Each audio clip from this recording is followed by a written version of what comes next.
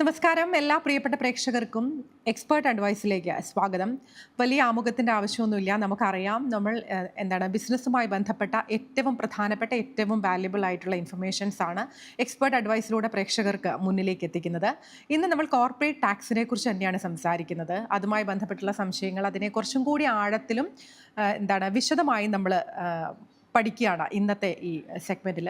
അതിൽ എനിക്ക് തോന്നുന്നു വളരെ വിചിത്രമായ ടാക്സുകൾ പലയിടങ്ങളിലും നിലനിന്നിരുന്നു പണ്ട് കാലത്ത്. ലോകത്താകമാനമുള്ളൊരു കേസ് നമ്മൾ എടുക്കുകയാണെങ്കിൽ അപ്പോൾ അങ്ങനെയുള്ള വിചിത്രമായ ടാക്സുകൾ പിന്നെ ആ ടാക്സ് ഫോർമേഷൻ നടത്തി ഇപ്പോൾ ഉള്ള ആ ഒരു ഇതിലേക്ക് വന്നത്, അങ്ങനെയൊക്കെയുള്ള കാര്യങ്ങളൊക്കെയാണ് നമ്മൾ ഇന്ന് ഡിസ്കസ് ചെയ്യുന്നത്. നമ്മുടെ കൂടെ ഇന്ന് നമുക്ക് എക്സ്പേർട്ട് അഡ്വൈസ് തരാൻ എത്തിയിട്ടുള്ള എക്സ്പേർട്ട് CA തങ്കച്ചൻ മണ്ഡപത്തിൽ സാറാണ്. Sir, welcome to the show.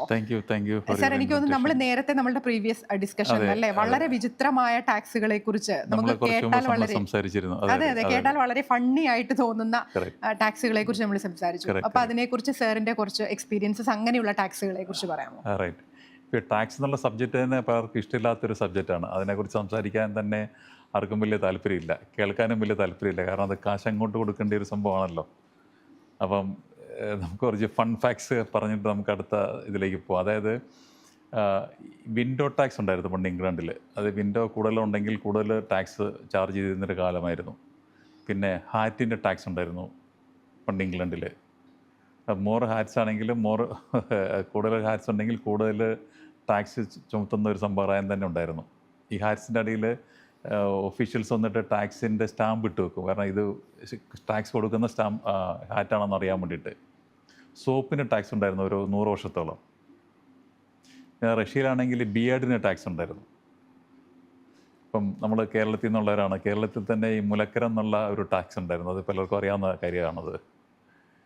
പിന്നെ വെനീസിൽ ഷാഡോയ്ക്ക് ടാക്സ് ഉണ്ട്. അതായത് നിങ്ങളുടെ ഓഫീസിൻ്റെ ബിൽഡിങ്ങിൻ്റെ കനോപ്പീസ് അല്ലെങ്കിൽ സൈൻ ബോർഡൊക്കെ പുറത്തേക്ക് പ്രൊജക്റ്റ് ചെയ്തെന്ന് അത് ഷാഡോ അടിക്കുന്നുണ്ടെങ്കിൽ അതിന് വരെ ടാക്സ് ചെയ്യുന്ന ഒരു സമ്പ്രദായം, വിചിത്രമായിട്ടുള്ള സമ്പ്രദായം വെനീസിലുണ്ട്.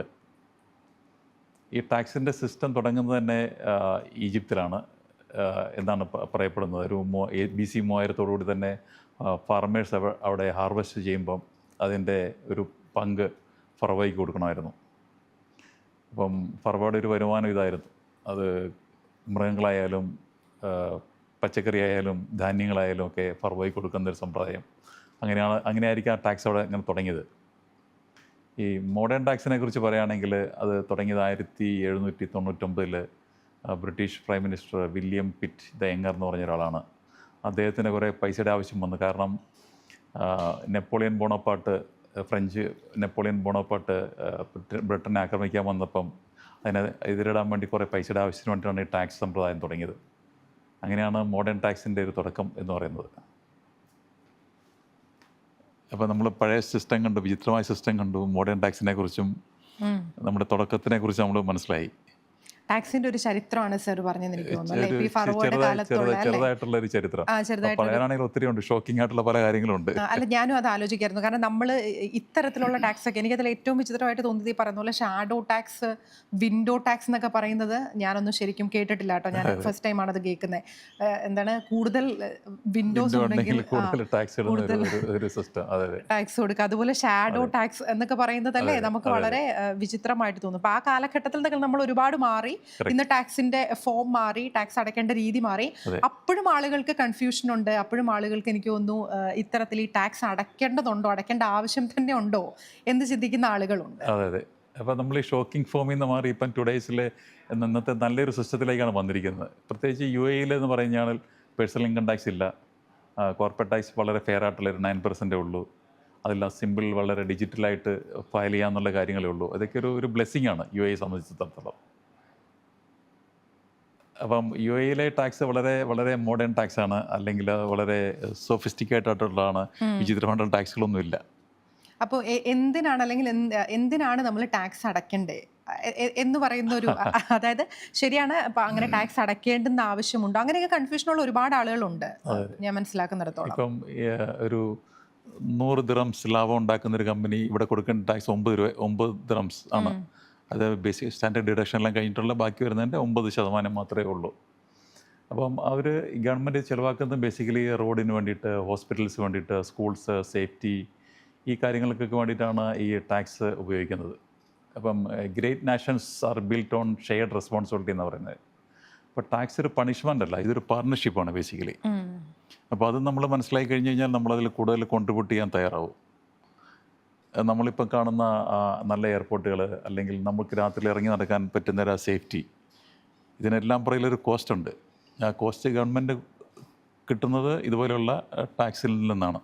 നമ്മൾ ഉപയോഗിക്കുന്ന ഒരു ഭാഗത്തിന്റെ അല്ലേ ഒരു അതിൽ നിന്ന് ഒരു എമൗണ്ട് നമ്മൾ വേറൊരു സർവീസിന് മാറ്റി വെക്കുന്നു എന്ന് ചിന്തിച്ചാൽ മതി. അത് അതിന് ഭയപ്പെടേണ്ട ആവശ്യമോ അതൊരു പണിഷ്മെൻ്റ് ആയിട്ട് കരുതേണ്ട ആവശ്യമോ ഇല്ല. ഇപ്പം എയർപോർട്ടും ഞാൻ പറഞ്ഞില്ല, എയർപോർട്ടും ബ്രിഡ്ജും ഒത്തിരി സൗകര്യങ്ങളിവിടെ ഉണ്ട്. അതെല്ലാം പ്രത്യേകിച്ച് നമ്മൾ ടോളൊന്നും കൊടുക്കുന്നില്ല. ചെറിയ സ്ഥലങ്ങളിൽ കൊടുക്കുന്നുണ്ടെങ്കിലും കൂടുതൽ നമ്മൾ കൊടുക്കുന്നില്ല. അപ്പോൾ അത് ഈ ഒരു ടാക്സിൻ്റെ ബെനിഫിറ്റിൽ നിന്നാണ് നമുക്ക് കിട്ടുന്നതെന്ന് നമുക്ക് വിചാരിച്ചാൽ മതി. കറക്റ്റ്.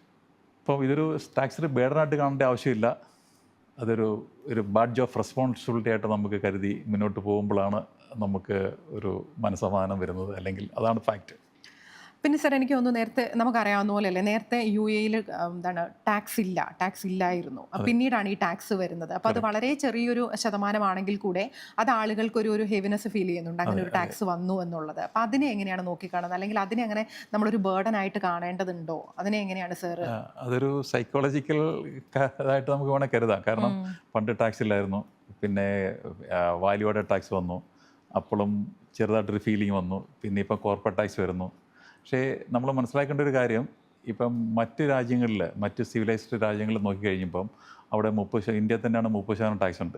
അപ്പം മറ്റ് രാജ്യങ്ങൾ 30%, 60% വരെ ടാക്സ് ഉള്ള രാജ്യങ്ങളുണ്ട്. അത് വെച്ച് നോക്കുമ്പോൾ ഇവിടുത്തെ ടാക്സ് വളരെ കുറവാണ്. മാത്രമല്ല ഇവിടെ കിട്ടുന്ന ഫെസിലിറ്റീസ് വെച്ച് നോക്കുമ്പോൾ ടാക്സ് കുറവാണെന്നുമാണ് നമുക്ക് തോന്നുന്നത്. ഒരു ബേഡനായിട്ട് കാണേണ്ട ആവശ്യമില്ല. അത് ഇപ്പം ഇൻകം ടാക്സ് തന്നെ 0% ആണ്. മറ്റ് പല GCCയിലും 0% അല്ല ഇൻകം ടാക്സിനുള്ളത്. ഇവിടെ കോർപ്പറേറ്റ് ടാക്സ് 9% ഉള്ളൂ. പിന്നെ ഫുള്ളി ഡിജിറ്റൽ സിസ്റ്റത്തിൽ കൂടെയാണ് തന്നെയാണ് നമുക്ക് കൊടുക്കുന്നത്. അതിനൊരു ബേർഡൻ ഇല്ല ഫയൽ ചെയ്യാനും കാര്യങ്ങളൊക്കെ ഇക്കട്ടെ. പിന്നെ ഇവിടെ ബ്രൈബ് സിസ്റ്റമോ അല്ലെങ്കിൽ റെഡ് ടൈപ്പീസോ ഒന്നും ഇല്ല. അപ്പോൾ അവിടെ നമുക്ക് സ്മൂത്തായിട്ടുള്ള ഒരു സിസ്റ്റത്തിനെ നമുക്ക് ഫോളോ ചെയ്യാൻ പറ്റും. UAE എൻ്റർപ്രനേഴ്സിനെ അല്ലെങ്കിൽ ബിസിനസ് പീപ്പിളിനെ റെസ്പെക്റ്റ് ചെയ്യുന്ന രാജ്യമാണ്. അപ്പോൾ അവിടെ നമുക്ക് ഒരു ബെനിഫിറ്റ് ഉണ്ട്.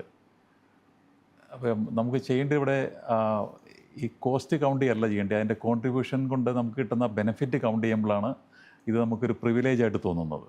അപ്പോൾ ആ രീതിയിൽ നമ്മൾ ചിന്തിക്കണം എന്നുള്ളതാണ് എനിക്ക് പറയാനുള്ള കാര്യം. ഇപ്പം നേരത്തെ പറഞ്ഞ പോലെ എയർപോർട്ടും അല്ലെങ്കിൽ റോഡും നമ്മുടെ സേഫ്റ്റിയും ഈ ഗ്ലോബൽ കണക്ടിവിറ്റിയും ഇതിനെല്ലാം ഒരു വില കൊടുക്കേണ്ടതായിട്ടുണ്ട്. അതിൻ്റെ ഒരു ചെറിയ പോർഷൻ മാത്രമാണ് ഈ കോർപ്പറേറ്റ് ടാക്സ് എന്ന് പറയുന്നത്. ഇപ്പം ഷെയ്ഖ് മുഹമ്മദിൻ്റെ നമ്മുടെ വൈസ് പ്രസിഡൻറ്റിൻ്റെ ഭാഷയിൽ പറഞ്ഞാൽ in race for excellence there is no finish line എന്നാണ്. അപ്പോൾ UAE ഇപ്പോഴും എക്സലൻസിലേക്കുള്ള യാത്രയിലാണ്. ആ യാത്രയിൽ നമുക്കും പങ്കുചേരാം.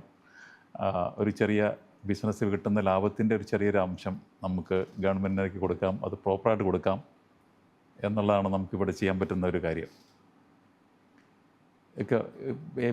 ടാക്സ് കൊടുക്കുന്ന ഒരു നമ്മുടെ ഫ്രീഡം ലൂസ് ചെയ്യുന്ന കാര്യമല്ല അത് it is securing our future.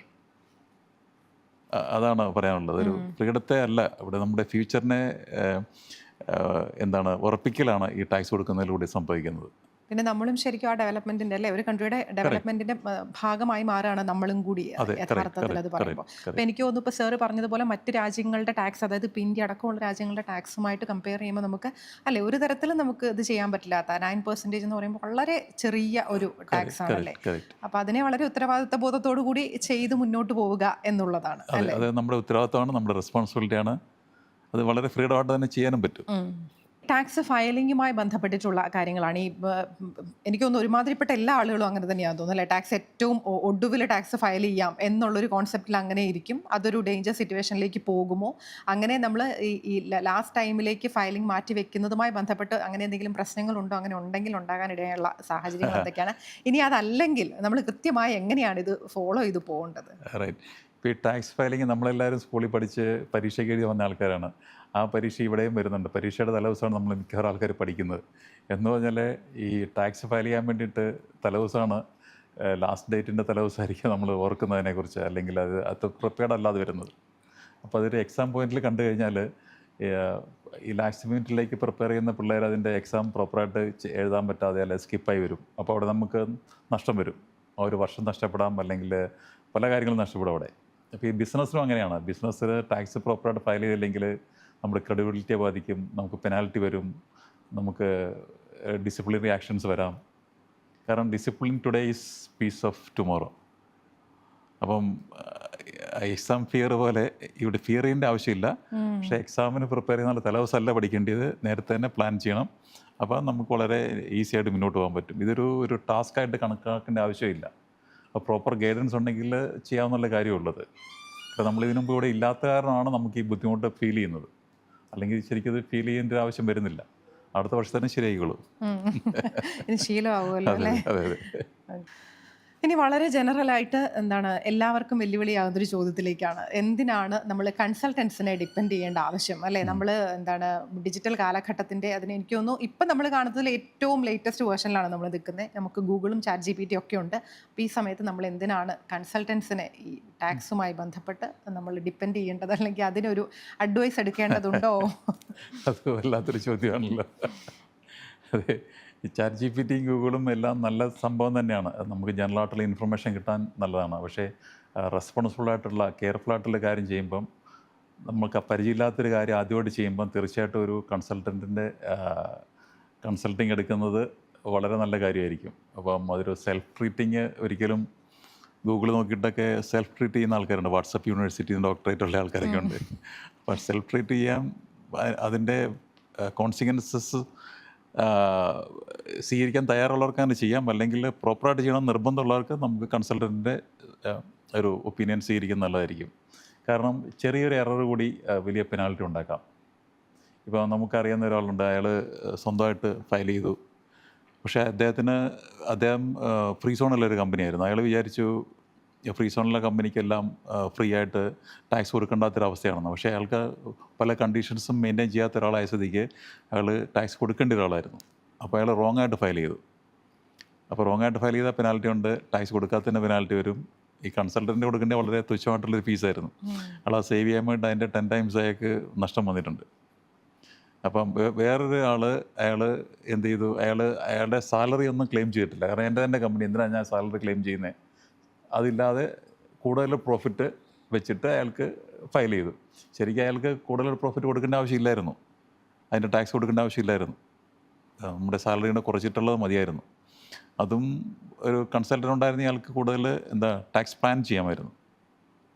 അപ്പം അങ്ങനെ പല കാര്യങ്ങളുണ്ട്. അപ്പോൾ അത് ആ കമ്പനിയുടെ മുതലാളി അല്ലെങ്കിൽ അതിൻ്റെ CEO അല്ലെങ്കിൽ അതിൻ്റെ ഓണേഴ്സിനനുസരിച്ചിരിക്കും ഗൂഗിൾ വേണോ ChatGPT വേണോ അതോ പ്രോപ്പർ കൺസൾട്ടൻറ്റ് വേണോ എന്നുള്ളത്. യുക്തിപരമായി ആലോചിച്ച് തീരുമാനം എടുക്കുക എന്നുള്ളതാണല്ലേ. അഡ്വൈസ് ഒരു എക്സ്പെൻസ് അല്ല, ഇറ്റ്സ് എൻ ഇൻഷുറൻസ് ആണ് ബേസിക്കലി. അപ്പം ഈ അഡ്വൈസ് എക്സ്പെൻസ് അല്ല, അതൊരു ഇൻഷുറൻസ് ആണെന്ന് മനസ്സിലാകുന്ന ആൾക്കാർക്ക് അതൊരു വളരെ അധികം ഗുണം ചെയ്യുന്നൊരു ഒരു കാര്യമായിരിക്കും അത്. അല്ലെങ്കിൽ അത് ബുദ്ധിമുട്ടായി പോകും. അത് എനിക്കൊന്ന് സാർ പറഞ്ഞ ആ ഒരു പോയിന്റ് വളരെ റെലവൻ്റ് ആണല്ലേ. Advice is not an expense എന്ന് പറയുന്ന സാധനം വളരെ അതൊരു ഇൻഷുറൻസ് ആണ് എന്ന് പറയുന്നത് അല്ലേ. നമ്മൾ കൃത്യസമയത്ത് നമുക്ക് ആവശ്യമുള്ള സമയത്ത് നമ്മൾ അഡ്വൈസ് എടുത്ത് തന്നെ പോവുക എന്നുള്ളതാണ്. കാരണം ഒരു വലിയൊരു എമൗണ്ട് പെനാൽറ്റിയിലേക്ക് പോകുന്നതിനേക്കാൾ എന്തുകൊണ്ടും നല്ലത് അല്ലേ. നമ്മൾ വളരെ പെനാൽറ്റി മാത്രമല്ല, നമുക്ക് കിട്ടാണ്ട് ബെനിഫിറ്റ്സ് ചിലപ്പം കിട്ടിയില്ലെന്നിരിക്കും. നമുക്ക് പല ബെനിഫിറ്റ്സ് ഉണ്ട് ടാക്സിൽ. ആ ബെനിഫിറ്റ്സ് ഒക്കെ എന്താണെന്ന് കൃത്യമായിട്ട് ഒരു കൺസൾട്ടൻ്റ് അല്ലെങ്കിൽ അതിൻ്റെ ഒരു എക്സ്പെർട്ടിന് അറിയാൻ പറ്റും. അല്ലാതെ നമുക്കിപ്പോൾ സാധാരണ ബിസിനസ് ചെയ്യുന്ന ഒരാൾക്ക് ഈ ടാക്സ് ലോ വായിക്കുകയോ കാര്യങ്ങളൊന്നും ചെയ്തിട്ടുണ്ടാവില്ല. അപ്പം അതിൻ്റെ ആ ഗ്യാപ്പ് വരും അവിടെ.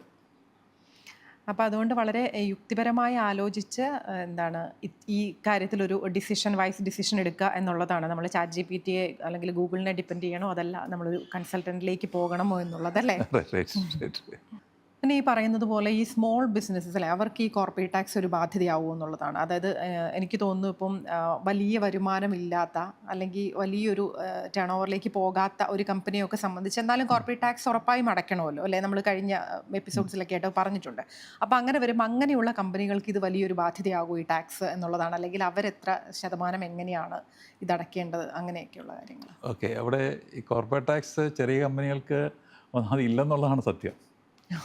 അതായത് 3 മില്യൺ ദിർഹംസ് വരെയുള്ള സെയിലുള്ള കമ്പനികൾക്ക് അതിനെയാണ് സ്മോൾ റിലീഫ് ഗവൺമെൻറ് പ്രഖ്യാപിച്ചിരിക്കുന്നത്. സ്മോൾ ബിസിനസ് റിലീഫ് പ്രഖ്യാപിച്ചിരിക്കുന്നത്. അപ്പോൾ അവർക്ക് 2024, 25, 26 ഉണ്ടാകുന്ന പ്രോഫിറ്റ് എത്രയാണെങ്കിൽ തന്നെ അതിന് ടാക്സ് കൊടുക്കേണ്ട ആവശ്യമില്ല.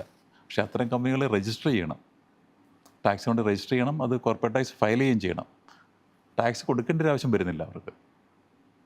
3 മില്യണിൽ കൂടുതലുള്ള കമ്പനികൾ പ്രോഫിറ്റ് ഉണ്ടെങ്കിൽ മാത്രമേ ഈ ടാക്സ് കൊടുക്കേണ്ട ഒരു ആവശ്യം വരുന്നുള്ളൂ. അതും 3 മില്യൺ ഉള്ള കമ്പനി പ്രോഫിറ്റ് ഉണ്ടായെന്ന് പറഞ്ഞാൽ $100,000 കൂടുതൽ പ്രോഫിറ്റ് ഉണ്ടെങ്കിൽ മാത്രമേ ബാക്കിയുള്ള എമൗണ്ടിൻ്റെ ഒരു 9% ടാക്സ് വരുന്നുള്ളൂ. അപ്പോൾ എല്ലാ ചെറിയ കമ്പനികൾക്ക് ശരിക്കും ടാക്സ് ഇല്ലെന്ന് വേണം പറയാം. പക്ഷേ ഫയൽ ചെയ്യണം, ഡിസിപ്ലിൻ വേണം അവിടെ. അതായത് കമ്പനിയുടെ വലിപ്പ ചെറുപ്പം എന്നുള്ളതിനേക്കാൾ ഉപരി എനിക്ക് തോന്നുന്നു അവിടെ സെയിലാണ് വലിപ്പമാണോ ഉണ്ടോ എന്ന് നോക്കുന്നത്. ഓക്കെ, അപ്പോൾ ഇത്ര വരുമാനമുള്ള കമ്പനികൾക്ക് അല്ലേ വരുമാനം എന്നുള്ളതല്ല, പ്രോഫിറ്റ് എന്നുള്ളതല്ല ഉദ്ദേശിക്കുന്നത്, വരുമാനം, അതായത് turn over, total sales. Okay, ഈ ടോട്ടൽ സെയിൽസ് 3 മില്യണിൽ കുറവാണെങ്കിൽ അവർക്ക് ഇപ്പം എത്ര ലാഭം ഉണ്ടാക്കിയാലും അവർക്ക് ടാക്സ് കൊടുക്കേണ്ട ആവശ്യമില്ല. പക്ഷേ കോർപ്പറേഷൻ കൊണ്ട് രജിസ്റ്റർ ചെയ്യണം, ഫയലും ചെയ്യണം. ശരി. അപ്പോൾ 3 മില്യണിൽ കൂടുതലാണെങ്കിലാണ് കൂടുതലാണ്, പക്ഷെ നഷ്ടമാണെങ്കിൽ ടാക്സ് കൊടുക്കണ്ട. പക്ഷേ ലാഭം ഒരു 3,70,000 വരെ ലാഭം ഉണ്ടെങ്കിൽ അതിനും ടാക്സ് കൊടുക്കണ്ട. അപ്പം 3 മില്യണിൽ കൂടുതലുള്ളൊരു കമ്പനി അയാൾ ഉണ്ടാക്കുന്ന ലാഭം ഒരു 5 ലക്ഷമാണെന്ന് വിചാരിച്ചോ. 5,00,000 3,70,000 ടാക്സ് കൊടുക്കണ്ട. ബാക്കി 1,25,000 ഒരു 9%, മേ ബി ഒരു 12,000 ദിറംസ് വരും. അത് മന്ത്ലി ഒരു 1,000 ദിറംസിൻ്റെ ആ റേഞ്ചിൽ ടാക്സ് വരുന്നുള്ളത്. അപ്പം ടാക്സ് അത്രയും ചെറുതാണ് ഇവിടെ. അപ്പോൾ എനിക്ക് തോന്നുന്നു ഈ സ്മോൾ കമ്പനീസ് ഒക്കെ ഉള്ള ആളുകൾ പ്രത്യേകിച്ച് ശ്രദ്ധിക്കുക. ഈ പറയുന്നത് പോലെ എന്താണ്, എനിക്ക് തോന്നുന്നു ഇതിനെക്കുറിച്ച് വളരെ ഡീറ്റെയിൽ ആയിട്ട് നമ്മൾ ഇതിന് മുമ്പത്തെ എപ്പിസോഡിൽ പറഞ്ഞിട്ടുണ്ടല്ലേ, ഏതൊക്കെ കമ്പനികൾ അല്ലെങ്കിൽ ഇപ്പോഴും എത്ര നമുക്ക് പല എൻക്വയറീസ് വരാറുണ്ട്. അപ്പം ഞാൻ എന്തിനാ ചെയ്യുന്നത്, എനിക്ക് ബിസിനസ് ഇല്ലല്ലോ.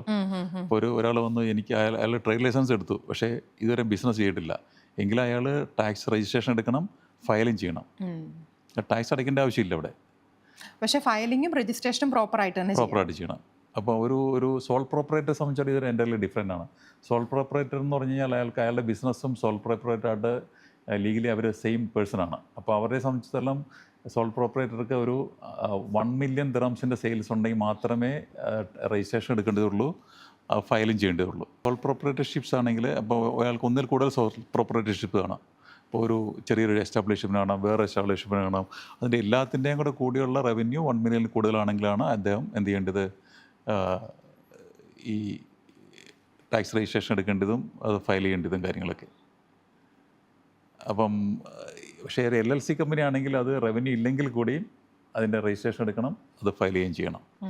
പക്ഷെ ടാക്സ് കൊടുക്കേണ്ടത് നേരത്തെ പറഞ്ഞ പോലെ ഈ ത്രഷോൾഡ് കഴിഞ്ഞ് വരുമാനമായിട്ട് ബന്ധപ്പെട്ട് അങ്ങനെയാണത്.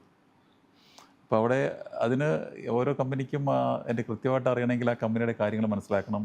അത് LLC ആണോ, ഫ്രീ സോൺ കമ്പനിയാണോ. ഫ്രീ സോൺ കമ്പനിക്ക് നിയമങ്ങൾ വേറെയാണ്. അപ്പോൾ അതൊക്കെ മനസ്സിലാക്കി അവരുടെ ചെയ്യാൻ പറ്റുന്ന അവരുടെ ടാക്സ് എക്സ്പെർട്ടിനോട് സംസാരിക്കുക, അല്ലെങ്കിൽ അവരുടെ ഓഡിറ്ററിനോട് സംസാരിക്കുക. അവർക്ക് വേണ്ടിയതായിട്ട് ഗൈഡ് ചെയ്യാൻ പറ്റും. ഇനി ടാക്സ് അടയ്ക്കുന്നതുമായി ബന്ധപ്പെട്ട് തന്നെയുള്ള മറ്റൊരു സംശയമാണ്. അത് പല ആളുകളും ഈ ടാക്സ് അടയ്ക്കുന്ന എമൗണ്ട് കുറയാൻ വേണ്ടിയിട്ട് അല്ലെങ്കിൽ ടാക്സ് കുറയാൻ വേണ്ടിയിട്ട് റവന്യൂ കുറവ് കാണിക്കുക, അങ്ങനെ ആ നമ്പേഴ്സിലൊരു മാനിപ്പുലേഷൻ വരുത്തുക, അങ്ങനെ ഒരു പ്രവണത കണ്ടിട്ടുണ്ട്. അതിന് സാർ എങ്ങനെയാണ് സാറിൻ്റെ ഒരു എക്സ്പീരിയൻസ് വെച്ച് നോക്കിക്കാണുന്നത്? ഓക്കെ, അങ്ങനെ പ്രവണത പല രാജ്യങ്ങളിലുണ്ട്, പലരും അങ്ങനെ ചെയ്യാറുണ്ട്. പക്ഷെ അതിന് അറിവില്ലായ്മ കൊണ്ടാണെന്നേ ഞാൻ പറയുള്ളൂ. കാരണം ഈ വേർഡ്സ് കൊണ്ട് നമുക്ക് പലതും ഡെക്കറേറ്റ് ചെയ്യാൻ പറ്റും, പക്ഷേ നമ്പേഴ്സ് ഡോണ്ട് ടെൽ ലൈ. ഒക്കെ അവിടെ ബിസിനസ്സിനെ ഇന്ന് ഒരു ഹോണസ്റ്റി കാണിച്ചില്ലെങ്കിൽ അത് നാളെ അത് കൊളാപ്സ് ആവും. ആ ഷോർട്ട് കട്ട് എപ്പോഴും ബുദ്ധിമുട്ടേ ഉണ്ടാക്കിയിട്ടുള്ളൂ. അല്ലെങ്കിൽ ഇപ്പം കസ്റ്റമേഴ്സ് ചെറിയ മിസ്റ്റേക്കാണെങ്കിൽ ഫോർഗീവ് ചെയ്യും, പക്ഷേ ഡിസോണസ്റ്റി ആരും ഫോർഗീവ് ചെയ്യില്ല. അത് ഗവൺമെൻറ്റിൻ്റെ കാര്യത്തിലാണെങ്കിലും അങ്ങനെ തന്നെയാണത്. ഇപ്പോൾ ഒരു ബ്രിഡ്ജ് ഉണ്ടാക്കി, ആ ബ്രിഡ്ജിന് പാലമില്ല, അല്ല തൂണില്ലെങ്കിൽ, അല്ലെങ്കിൽ പല തൂണുകളും മിസ്സിങ് ആണെങ്കിൽ അതെപ്പം താഴെ വീണമെന്ന് ചോദിച്ചാൽ മതി. അപ്പോൾ പ്രോപ്പറായിട്ടുള്ള അക്കൗണ്ട്സ്, അതിൻ്റെ ഹോണസ്റ്റി കാര്യങ്ങളൊന്നും ഇല്ലെങ്കിൽ അത് എപ്പോൾ വേണമെങ്കിലും താഴെ വീഴും. താഴെ വീഴുന്ന ഒരു ബ്രിഡ്ജ് നമ്മൾ ഉണ്ടാക്കരുത്. അത് നമുക്ക് കൂടുതൽ പ്രഷറാവും, നമുക്ക് പ്രോപ്പറായിട്ട് ബിസിനസ് ചെയ്യാൻ പറ്റാതെ വരും. നമ്മുടെ ഉദ്ദേശം പ്രോപ്പറായിട്ട് ബിസിനസ് ചെയ്യുക, പ്രോഫിറ്റ് ഉണ്ടാക്കുക, അതിൻ്റെ ഒരു ഷെയർ ഗവൺമെൻറ് കൊടുക്കുക, നമ്മൾ ഹാപ്പി ആയിട്ട് ജീവിക്കുക എന്നുള്ളതാണല്ലോ. അവിടെ എത്തിക്സിന് ഒരു വില കൊടുക്കേണ്ട ആവശ്യമുണ്ട്. എത്തിക്സ് ഒരു ബെസ്റ്റ് ബിസിനസ് സ്ട്രാറ്റജിയാണ്. ഞാനതിനെ അങ്ങനെയാണ് കാണുന്നത്. അതായത് നമ്മൾ ടാക്സ് കുറവ് കിട്ടാൻ വേണ്ടിയിട്ട് നമ്മുടെ വരുമാനം കുറച്ച് കാണിക്കുന്നു, അല്ലെങ്കിൽ അങ്ങനെയുള്ള എളുപ്പമാർഗ്ഗങ്ങൾ സ്വീകരിക്കുന്നുണ്ട്, ചിലപ്പോൾ നമ്മൾ എത്തിച്ചേരുന്ന അതിനേക്കാൾ വലിയ വലിയൊരു കുഴിയിലായിരിക്കും. ബുദ്ധിമുട്ടുകളിലേക്കായിരിക്കും. അതെ, അത് അപ്പോൾ അങ്ങനെ ഒരിക്കലും ചെയ്യാതിരിക്കുക. അതെ, എത്തിക്സ് കൈവിടാതിരിക്കുക എന്നുള്ളതാണ് അല്ലേ? കറക്റ്റ്.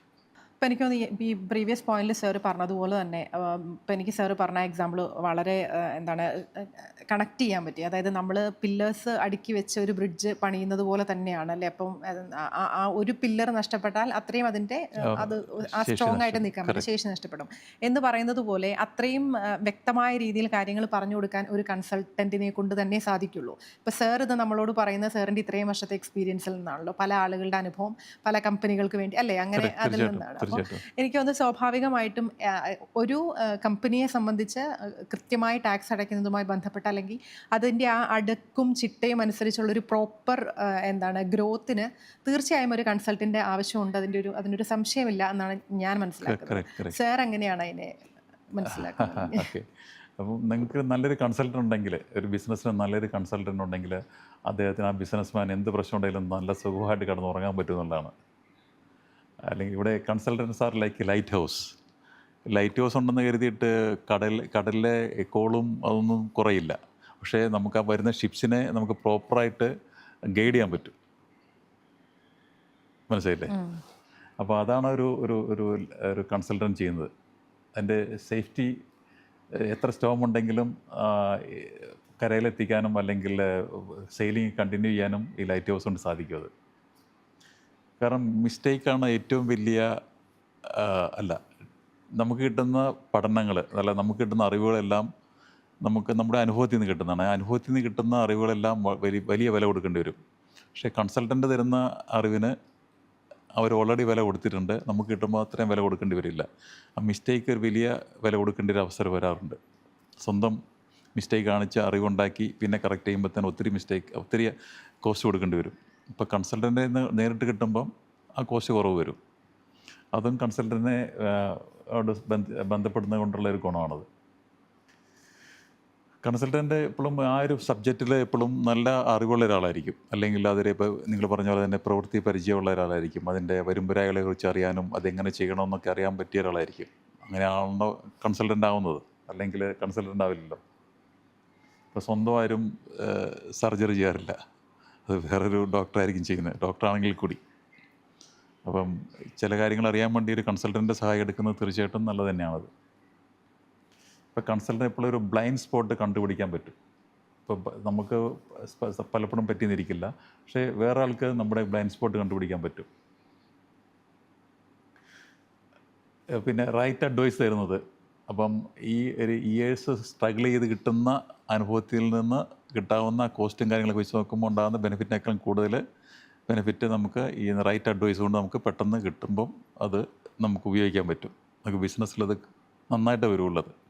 കാരണം അതിൻ്റെ എഗെയിൻ മിസ്റ്റേക്ക് കൊണ്ടുണ്ടാകുന്ന കോസ്റ്റും അഡ്വൈസ് കൊണ്ടുണ്ടാകുന്ന കോസ്റ്റും നമ്മൾ കമ്പയർ ചെയ്യുമ്പം തീർച്ചയായിട്ടും നല്ലൊരു അഡ്വൈസിൻ്റെ ഗുണമായിരിക്കും കൂടുതലും നമുക്ക് മുഴിച്ച് നിൽക്കുന്നത്. അവിടെ പല ബിസിനസ്സുകളും മോശമായി പോകുന്നത് അത് എഫർട്ട് ഇടാത്ത കാരണമല്ല, റൈറ്റ് അഡ്വൈസ് റൈറ്റ് ടൈമിൽ കിട്ടാത്ത കാരണമാണ്. അത് ശ്രദ്ധിച്ചിട്ടുണ്ട്. പലർക്കും നല്ല എന്തൂസിയാസത്തോടെ ചെയ്യുന്ന പല ബിസിനസ്സുകളും അവർക്ക് പക്ഷേ റൈറ്റ് ഡയറക്ഷൻ കിട്ടാത്ത കാരണമാണ് പലർക്കും ഒരു ബുദ്ധിമുട്ടുണ്ടാകുന്നതും അല്ലെങ്കിൽ അത് ഫെയിലായി പോകാനുള്ള ചാൻസ് ഉണ്ടാകുന്നത്. ഒരു കൺസൾട്ടൻറ്റിനെ ഹയർ ചെയ്യുന്ന സമയത്ത് അയാളുടെ ഒരു മണിക്കൂറല്ല ഹയർ ചെയ്യുന്നത്, അയാളുടെ ഒരു 50 വർഷത്തെ എക്സ്പീരിയൻസാണ് നിങ്ങൾ ഹയർ ചെയ്യുന്നത്. ആ ഒരു വ്യത്യാസമുണ്ട്. 1 മണിക്കൂറും 50 വർഷത്തെ എക്സ്പീരിയൻസ് തമ്മിൽ ഒത്തിരി വ്യത്യാസമുണ്ട്.